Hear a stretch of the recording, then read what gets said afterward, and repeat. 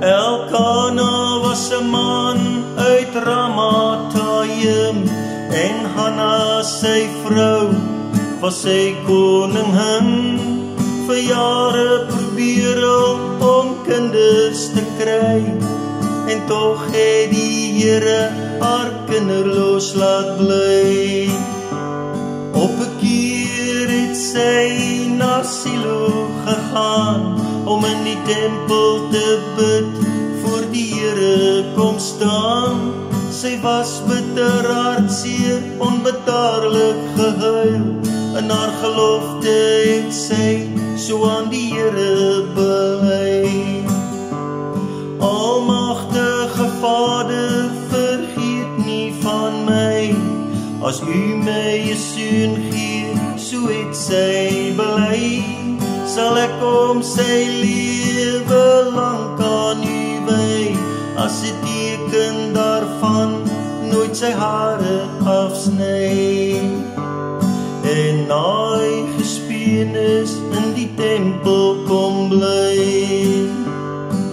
Die volgende môre het al vroeg opgestaan, die Here aanbid en huis toe gegaan.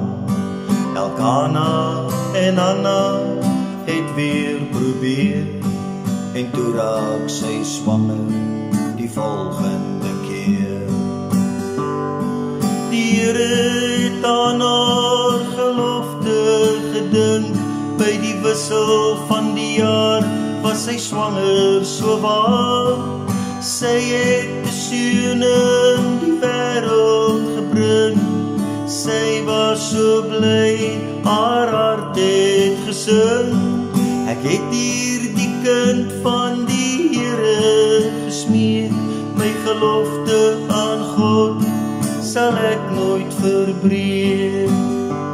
Sy naam sal wees Samuel, van die Here gekry, en na hy gespeen is, in die tempel gaan bly. Sy naam sal wees Samuel, van die Here gekry, en na hy gespeen was, het Samuel